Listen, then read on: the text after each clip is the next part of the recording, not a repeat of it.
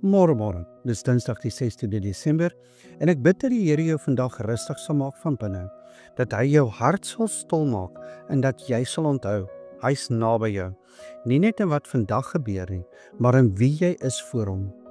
Ons is weer in Genesis 21 en vandag kyk ons na verse 8 tot 21. 'n Gedeelte wat wys dat God se plan vorentoe beweeg, maar dat hy nooit ophou om die stem van iemand in nood te hoor nie. Gister het ons gesien hoe God doen wat hy beloof het, hoe Isak gebore word, hoe die wagtyd nie kansellasietyd is nie, en hoe God presies op sy tyd praat. Maar vandag wys Genesis 21 vir ons die ander kant van dieselfde storie. Terwyl daar lag en feesviering in Abraham se tent is, stap iemand anders weg, stiller, met minder sekerheid en met baie vrees oor wat voorlê. Isak, die seun van belofte, groei veilig groot, maar Hagar en Ismael word weggestuur, met net 'n bietjie water en geen plan B nie. Dit is 'n ongemaklike gedeelte om te lees, want dit voel hard en dit voel so onregverdig. En ons lees in die Bybel om nie net by die fees stil te staan nie. Dit neem ons saam die woestyn in, waar God se oë volg, nie net die verbondslinie nie, hy sien ook die een wat agterbly. As jy kan, maak jou Bybel oop by Genesis 21 en dan lees jy saam met my vanaf vers 17.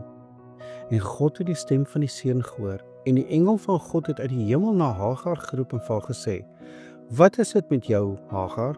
Moenie vrees nie, want God het die stem van die seun gehoor daar waar hy is." Hoor daardie woorde mooi. God het die stem van die seun gehoor daar waar hy is. Nie eers 'n mooi gebed nie, net 'n roep, net nood en God hoor. Wanneer die water opraak, sit Hagar haar seun onder 'n struik neer en draai weg, omdat sy nie kan kyk hoe hy sterf nie.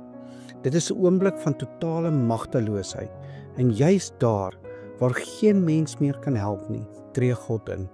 Hy stuur 'n engel as boodskapper, nie om te oordeel nie, maar om te troos, om hoop te bring en om vir Hagar te wys dat daar reeds 'n put is wat sy nog nie raak gesien het nie. Die Bybel voeg later iets merkwaardig by. Dit sê God was met die seun, en dan, hy het 'n boogskutter geword. God neem Ismael nie net uit die woestyn nie, hy rus hom toe vir die woestyn. Sy naam beteken God hoor. En Genesis 21 wys dat hierdie naam waar is. Die skrif leer ons verder dat Ismael die vader van groot woestynvolke geword het, presies soos God beloof het. Maar dit is ook duidelik, die verbond en die verlossingslyn loop deur Isak en vind uiteindelik sy vervulling in Jesus Christus. En tog bly hierdie waarheid staan. God se sorg strek wyer as die verbondslinie. Sy oor bly oop vir elke mens wat roep. In Jesus sien ons hierdie hart van God volmaak. Hy loop nie verby mense wat langs die pad sit nie. Hy hoor stemme wat ander ignoreer en hy sê selfs: "Wie na my toe kom, sal ek nooit uitwerp nie." As jy vandag voel jy's op 'n plek waar jy agtergebly het, waar ander se stories vorentoe beweeg het, wil Genesis 21 vir jou sê: God hoor jou stem, presies daar waar jy is. Miskien is jy vandag in jou eie woestyn. Miskien het jou water opgeraak. Miskien voel dit asof niemand sien hoe swaar dit regtig is nie. As jy wil, kan jy sommer nou sag sê: Here, U sien my, U hoor my. Help my om U te vertrou. Onse God hoor sulke gebede. Kom ons bid saam.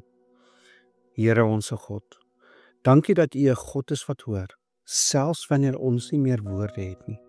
Dankie dat U ons sien in ons woestyne, dat U nie wegdraai wanneer ons swak voel nie.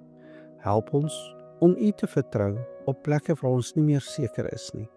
En leer ons om ander raak te sien met dieselfde genade waarmee U ons sien.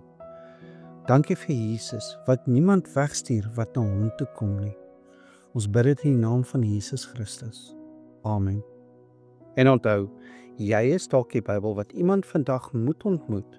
Mag jy vandag leef met die wete dat God sien elke mens, hoor elke roep en werk sy doel uit in elke lewe, selfs wanneer daardie doel anders te lyk as wat ons verwag het.